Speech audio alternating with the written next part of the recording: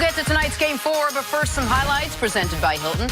Get a price match guarantee when you book at Hilton.com. Jordan Sutherland receives the fancy pass before throwing it down. You know who we first saw do this combo?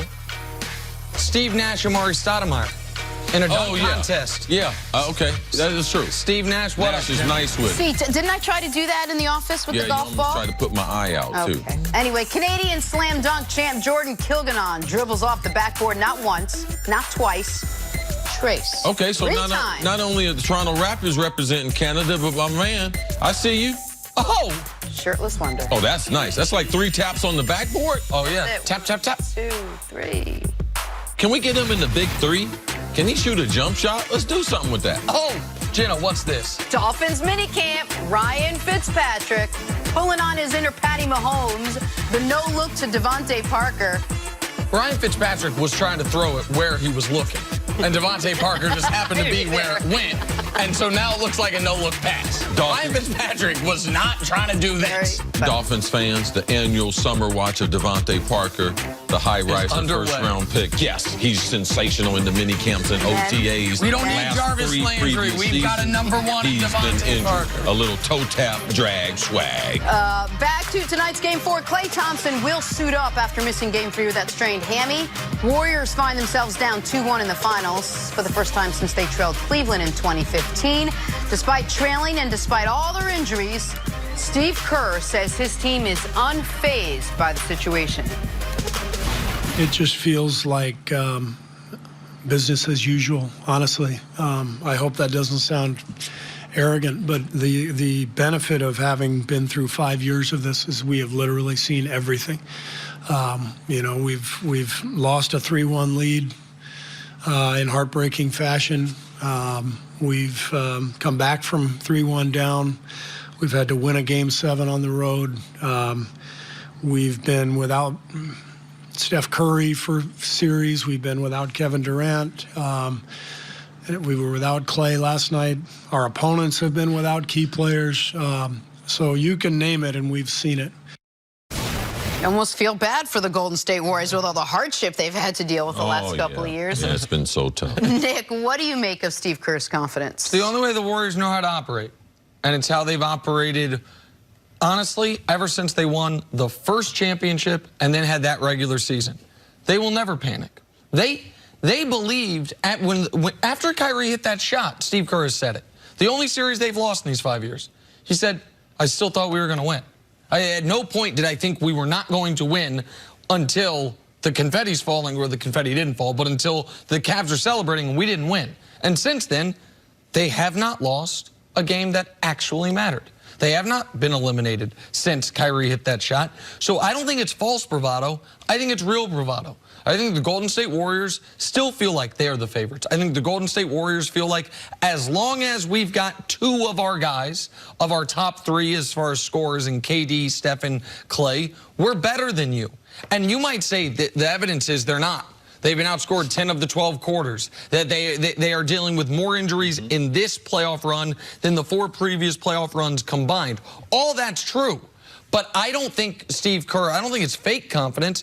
I think that is how they operate. And I think that if he were to alter that, I think that could affect the confidence of his players, which one of the best things they've had going for them in this run is the never failing belief of we're better than you. We will find a way. Well, I disagree with you as far as they've never lost a game that was important, because after a long layoff, them trying to repeat game #1 in Toronto, the first series they didn't have home court advantage in the finals. Oh, they lost that game. So they come back in game #2, which was the most important game in the series. They won that game, but game #3, that game was very important at Oracle. I watched them lose that game. So Steve Kerr, just because you say things, that don't mean you have confidence. You confident Kevin Durant getting ready to play? No. Do you know how Klay is going to be on the court? You were apprehensive. That's the reason why you said, I don't want to play because I don't want to regret. So this is not the Steve Kerr that I have seen in this run. And this is different. And Steve Kerr is not telling the truth. They have not faced injury issues in the finals. The other team has faced all the injury issues. So This is totally different for anything. Them being down 2-1 is totally different. Them having to go on the road is totally different. Relying on their best player. I don't know if he's going to play. He hadn't played in 4 weeks. It's totally different. So I don't mind if you have confidence, but don't try to act like this is business as usual. This happens every year, because this has not happened to the Warriors. And the reason why their backs are against the wall are because of injuries. It's not because of, oh, LeBron James is playing insane. No, it's all the other things. So this is different, and I believe that it's going to end very different for them. When Draymond Green came out yesterday, we heard him talk about how, oh, I get it. This is the situation. We're not fazed by this. We got to win this game, this game, this game. Win Game 7, we'll be set. Did you believe he didn't that? take it to Game 7. He said, you know, win Game 4, 5, 6, and become champions. Sure. I believe Draymond believes it. It doesn't mean that I'm saying it's, even though Warriors and 6 was my pick, doesn't mean I'm going to sit here and say, yes, that's what. I don't have the confidence that they have. But there are some teams that operate best in the nobody believed in us vein. And there are some teams that operate best in the everybody's afraid of us vein.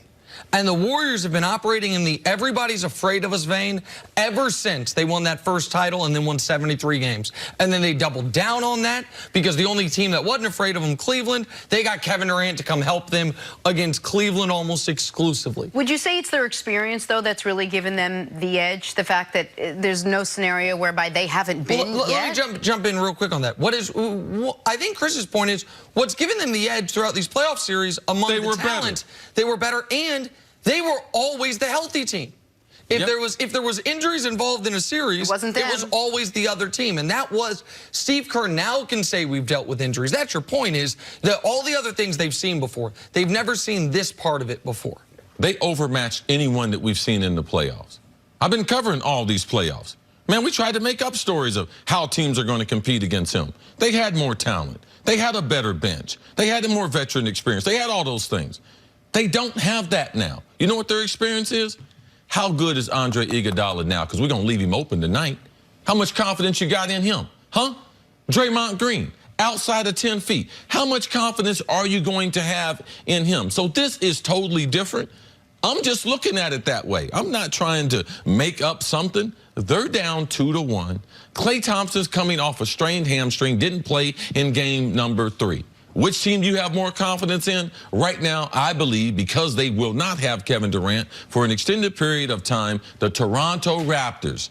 12 quarters we've played, 10 times they've outscored me. So this is going to be one of those kind of things, you know, when you play in the park and you upset the team that seems like they got more talent after the game, and be like, oh, man, let's play again. Well, listen, they only need 2 more wins. All right? So how much confidence are they going to keep having? Tomorrow, we're not going to be on the show Monday, be down 3-1. Oh, how much confidence you got in these Warriors? Just like I told y'all last week, I won't be surprised if we on the show and Toronto is in the finals. Okay, this team is better. We thought Milwaukee was better. When are we finally going to give Toronto credit? Kevin Durant's not coming through the door, people. This Toronto team will be world champions. It's just a matter of when they're going to win. They're going to win it in 6. They're going to win it in 7, but they are a better team than the Golden State Warriors, Steve Kerr. And I know that Steve Kerr, behind all the microphone, him and his staff, they know that they have a formidable foe in the Raptors. Preach it. Take a break. Coming up, are the Patriots convinced that Rob Gronkowski is coming back? Is that on the table? That's next on First Things First. Now, I like that. I'm telling you right, Chris Carter, the definitives, I'm telling you right now, it's a matter of when, not if. Raptors going to win.